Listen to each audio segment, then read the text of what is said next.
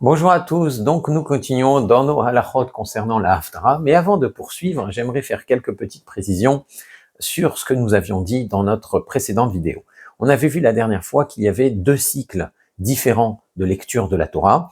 Il y avait celui d'Eretz Israël qui se terminait en 3 ans, donc il fallait 3 ans pour couvrir l'ensemble des parachiotes, et cette forme de cycle, ce cycle-là, permettait de couvrir aussi l'ensemble du Navi, simplement avec les haftarot qui étaient lus après ces parachiotes, qui bien entendu étaient plus courtes que celles que nous connaissons.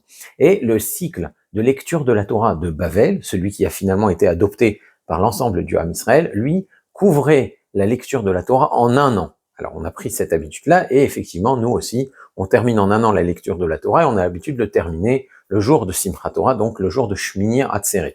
Ça, bien entendu, ça permet de finir la Torah en 1 an, mais ça ne couvre pas l'ensemble du Navi. Les haftarot de ce cycle de parashiot ne couvrent pas l'ensemble de la haftara, donc il serait bon, en plus de l'étude de la haftara, qui serait déjà une bonne chose, d'étudier le reste du Navi qu'on n'aurait pas l'occasion de découvrir simplement en suivant la haftara. Donc voilà pour les cycles de lecture de la Torah, quelque chose que je voulais clarifier parce que c'était pas si évident dans la précédente vidéo.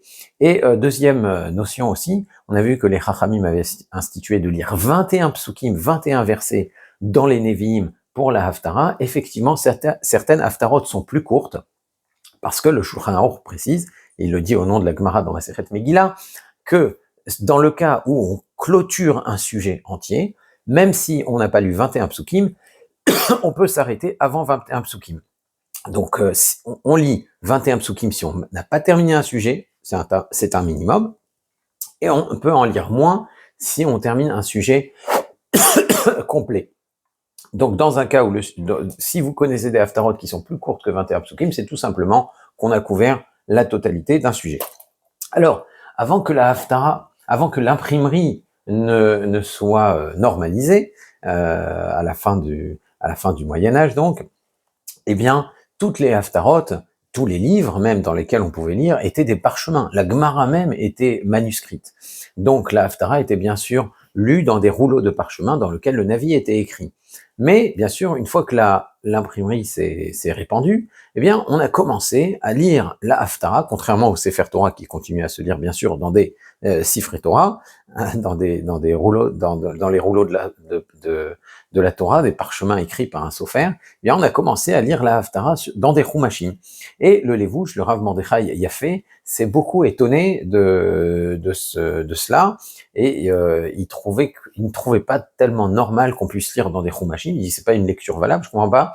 Tu lis bien la Megillah dans une Megillah, tu lis la Torah dans un Sefer Torah, pourquoi pourrait-on lire la haftara dans un simple chumash? Alors lui pense, le Levouche, qu'on ne devrait lire la haftara que dans des rouleaux écrits selon les règles du Sefer Torah avec un sofer, donc dans un rouleau kasher.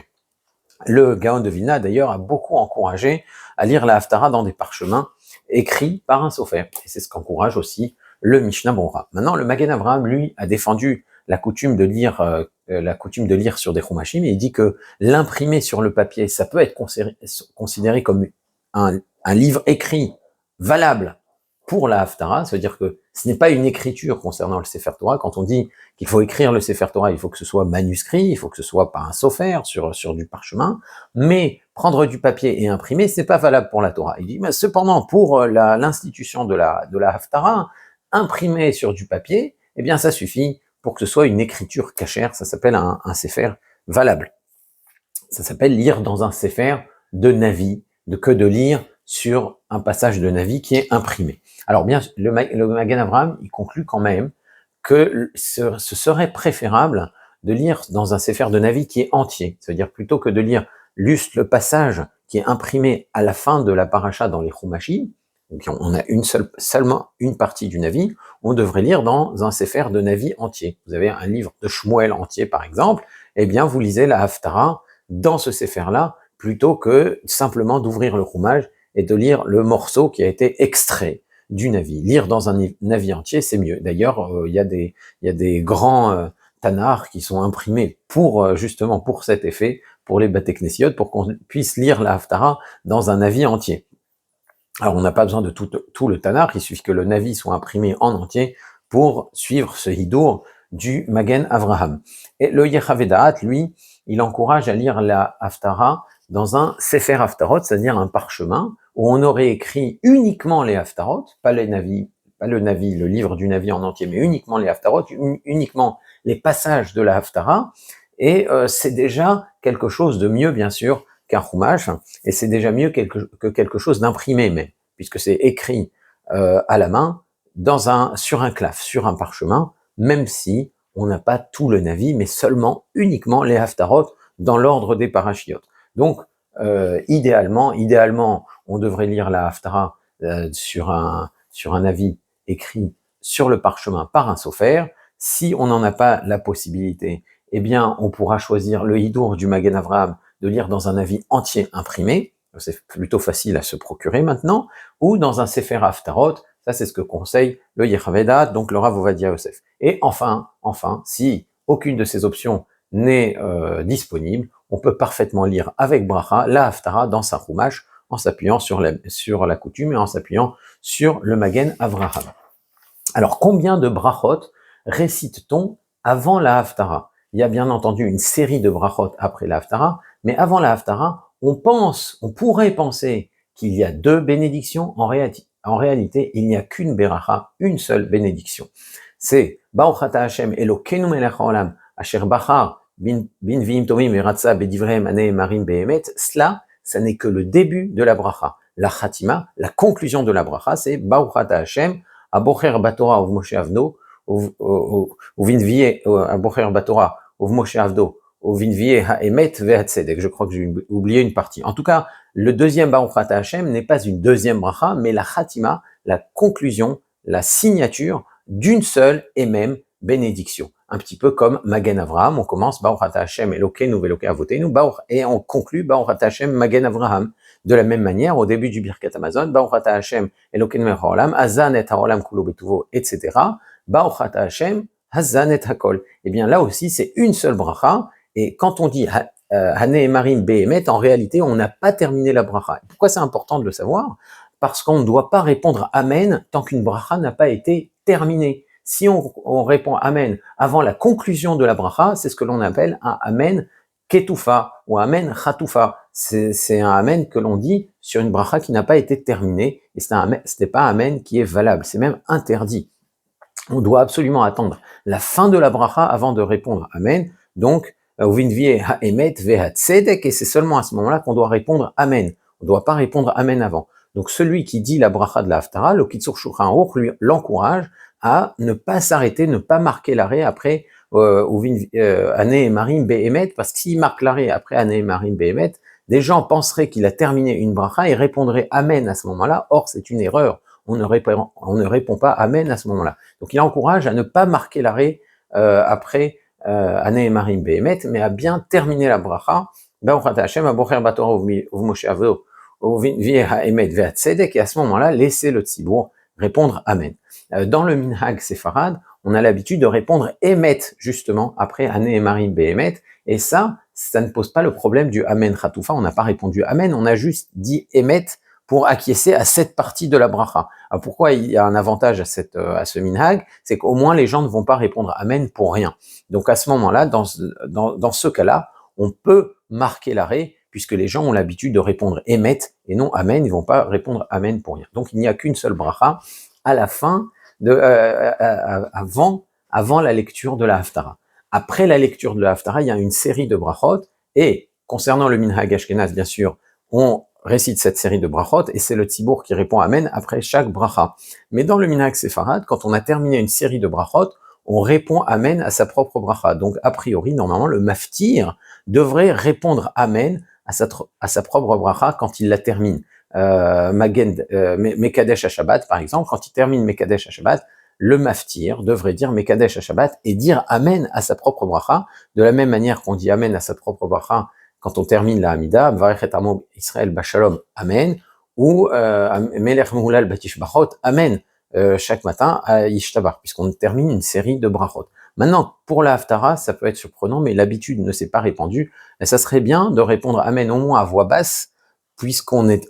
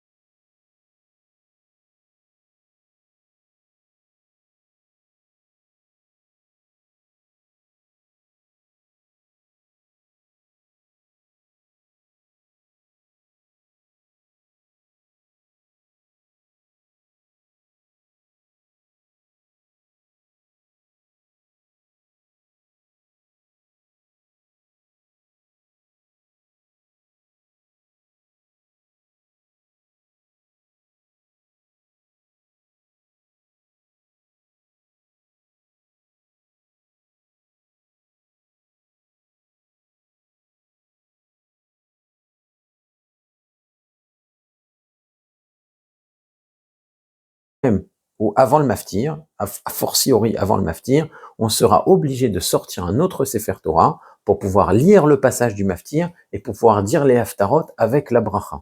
Sinon, si on a un seul Sefer Torah et on sait que ce Sefer Torah présente une erreur qui ne le rend plus valable, eh bien on ne pourra pas dire la haftara avec les brachot. On pourra objecter, oui, mais voilà, le Rav David Aboudaram rapporte qu'au début on lisait la haftara toute seule, on disait que la haftara parce que la lecture de la Torah avait été interdite. Oui, mais c'était à l'époque. Maintenant, la lecture de la haftara est intrinsèquement liée à la lecture de la Torah. Et dès qu'on n'a pas une lecture de la Torah parfaitement valable, eh ben on ne peut pas continuer et dire une haftara avec des brachot. C'est seulement quand on a eu une lecture de maftir avec les brachot valables qu'on peut dire une haftara avec les brachot valables. Ça, c'est la coutume sfarade. Alors, le Rama, lui, est un peu plus tolérant à ce sujet, et il dit que si tu as eu une lecture du maftir qui était valable, et pendant la lecture du maftir, tu te rends compte qu'il y a une erreur, alors, et cette lecture du maftir, de toute façon, la lecture de la Torah, dans sa totalité, elle était valable. Donc, tu as lu toute la paracha comme il fallait, parce que tu t'es pas rendu compte de l'erreur. Tant que tu t'es pas rendu compte de l'erreur, la lecture reste valable. Tant qu'on ne s'est pas rendu compte de l'erreur, la lecture est considérée bediavad valable. Ce qui a été fait, c'était correct. C'est seulement à partir du moment où on se rend compte de l'erreur que là, on ne peut plus utiliser le Sefer Torah. Mais on n'est pas obligé de relire ce qui a déjà été lu. Ce qui a déjà été lu est considéré comme valable dans la halakha. Par conséquent, toute la paracha a eu une lecture valable. Eh bien, le maftir, je ne le lis que pour le kavod de la Torah, que par honneur pour la Torah, et pour montrer que je ne fais pas plus d'honneur au Navi qu'à la Torah de Moshe, à la prophétie de Moshe. Donc dans ce cas-là, eh bien, je peux me contenter de terminer le maftir. Je ne dirai pas la bracha harona, la dernière bénédiction de la montée, Asher Natananu Torah Torah Temet, mais le maftir pourra lire la haftara avec les brachot. Ça, c'est ce qui est rapporté dans le Kitsur Shulchan Aruch. Le Magen Avraham est encore plus permissif. Et lui, il dit que si on a découvert si quelqu'un est monté et qu'on se rend compte qu'il y a une erreur dans le Sefer Torah, alors que le maftir n'a même pas commencé à lire son passage de la Torah, eh bien, on lira ce passage de la Torah sans bracha et il lira la haftara avec les brachot.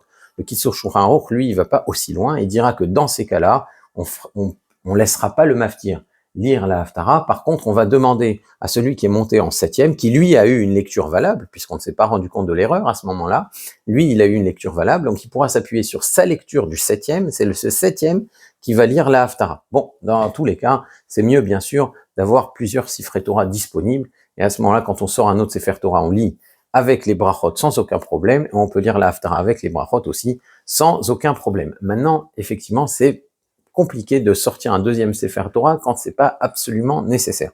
Donc, dans ce genre de situation, il faut bien compter sur le Rav pour maîtriser ce genre de cas. Mais ce qu'il fallait dire, en tout cas, ce sur quoi il faut insister, c'est que la lecture de la haftara est bel et bien liée à la lecture de la Torah. Il faut qu'il y ait eu une lecture valable pour pouvoir lire la haftara. Alors, on a l'habitude, quand on a terminé la haftara, de répéter le dernier pasouk de la haftara. Alors, d'où vient cette habitude? Eh bien, dans les tchouvot de Rabbeinu Shmuel bar Gershon, on raconte que à la ptira, au décès de Rav Shrira Gaon, le père du Rav Hai Gaon, Rai Gaon, un des derniers Gaonim, mais peut-être le plus célèbre d'entre tous, on a lu la haftara de Vayikrevu Yemé David Lamout, que David, à la fin du règne de David approchait, il sentait que sa fin était proche et qu'il allait quitter ce monde. Il donne ses dernières recommandations à son fils Shlomo, et on raconte comment Shlomo s'est installé sur le trône de David son père, Vatikon Malchuto Meod, et que son règne s'est particulièrement bien établi, que sa royauté s'est bien établie. Et donc on a évoqué la succession de David par Shlomo HaMelech, un petit peu de la même manière que Rav Hai Gaon allait succéder à Rav Shrira Gaon, son père, à la tête des yeshivot de Bavel, des yeshivot babyloniennes. Et on dit que le Tzibour, quand il a lu le dernier pasouk à haute voix, au lieu de lire Shlomo s'est installé sur le trône de David son père, ils ont lu et Hai s'est installé sur le trône de Shrira son père, Vatikon Malchuto Meod, et sa royauté s'est bien établie. Donc on a choisi cette haftara spécialement pour l'occasion, mais on l'a lu le dernier pasouk pour faire honneur à Rav Hai qui allait remplacer Rav Shrira Gaon à la tête des yeshivot de Bavel, au lieu de parler de Shlomo qui allait remplacer David sur le trône du royaume d'Israël. Donc c'est possible que le fait de lire le dernier pasouk de la Haftara vienne justement de cet événement-là qui date de l'époque donc de Rav Hai Gaon et de Rav Shrira Gaon. Alors maintenant, c'est plus probable cependant de dire que c'est une façon d'indiquer au lecteur que la Haftara se termine à ce moment-là, parce que effectivement, quand on lit pas sur des Haftarot imprimés et que la Haftara n'est pas, la fin de la Haftara n'est pas indiquée, on a juste le Navi qui continue et qu'on n'a pas terminé, peut-être que le maftir pourrait continuer à lire la Haftara indéfiniment, tant qu'on lit du Navi et que ça se passe bien, il pourrait ne pas s'arrêter. Donc il faut que le Tzibour lise à haute voix ce pasouk à ce moment-là pour lui dire, écoute, tu as lu le passage de Haftara qui était prévu pour cette paracha, et tu as terminé tes 21 psukim, ou bien tu as terminé le passage, c'est pas la peine de continuer à lire dans ton avis, dans ton rouleau qui est dans ton rouleau manuscrit, puisque avant effectivement tout était lu sur un parchemin manuscrit, écrit par un sophère. Donc il fallait une indication au lecteur que la Haftara s'arrête à ce moment-là, et c'est peut-être pour cela qu'on lit le dernier pasouk de la Haftara à voix haute. Alors maintenant, même après que les Haftarot imprimés et que les Chumashim imprimés se soient répandus, on a continué à pratiquer cela, de lire leur dernier pasouk de la Haftara à voix haute. Alors, pour conclure ces vidéos sur la Haftara, j'aimerais rappeler le double intérêt de la Haftara. Donc la Haftara, c'est un intérêt pédagogique qui est évident. D'abord, quand vous comparez le sujet traité dans la Haftara, dans la paracha avec le passage de la Haftara, qui est comparable, bien sûr, qui est ressemblant, et tout, on peut percevoir un éclairage nouveau. Vous voyez, par exemple, quand on lit le passage de Korach, où Korach se révolte contre Moshe et met en doute la droiture de Moshe, et qu'on lit dans la Haftara la façon dont Shmuel se défend d'avoir été toujours un prophète incorruptible, on peut percevoir ce que Shmuel est en train de condamner, comme Moshe qui critique les demandes populistes, on va dire, on peut parler de populisme, avec les demandes populistes de Korach. Alors la différence, c'est que Korach a l'air de demander une république absolue, alors que le peuple d'Israël, à l'époque de Shmuel, demande une monarchie. Donc la simple comparaison de ces deux événements à deux moments de l'histoire, ça donne un éclairage sur la façon dont la Torah estime qu'il faut diriger un pays, qu'il faut diriger un peuple. Donc évidemment, la Haftara, c'est une étude. La Haftara, c'est une étude, et la comparaison avec la paracha, c'est aussi une étude en soi.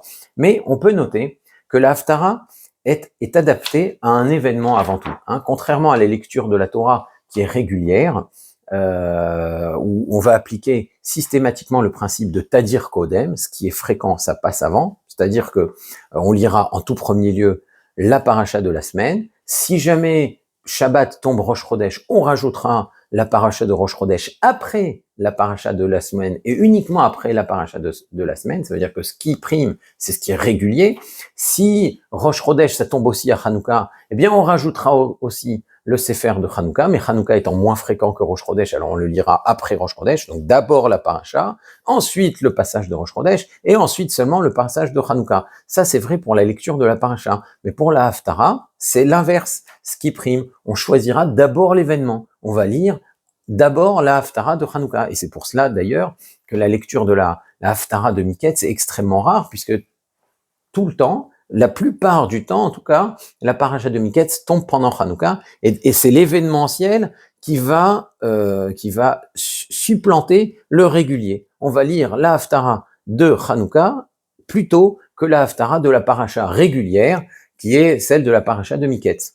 Et ainsi de suite, vous le trouvez, quand on lira plutôt Shkalim que Rosh Chodesh, même si Rosh Chodesh, ça tombe le Shabbat de Shkalim. Et Rosh Chodesh, on le lira plutôt on lira plutôt la Haftara de Rosh Chodesh que celle de la paracha quand Shabbat tombe Rosh Chodesh. Alors ça veut dire que on a même vu qu'à l'époque des Rishonim, à l'époque de Rav Shrira Gaon et de Rav Hai Gaon, on a lu une Haftara spécialement pour l'actualité. Ça veut dire que la Haftara n'était pas seulement adaptée au cycle de l'année, il est même adapté à l'actualité. Donc ça veut dire que l'objet de la Haftara, c'est pas seulement celle de l'étude du texte du Navi, mais c'est aussi une façon de faire entendre la voix du Navi dans sa portée actuelle. Donc, une des leçons de la Haftara, c'est que les paroles des Nevié Ha'emet ve'Hatzedek, les prophètes de vérité et de justice, continuent à résonner et à nous inspirer au quotidien. Si vous avez des questions sur la Haftara, n'hésitez pas à les poser dans les commentaires ou bien dans notre discussion, notre fil de discussion WhatsApp. Et d'ici la prochaine étude, je vous dis à très bientôt. Au revoir.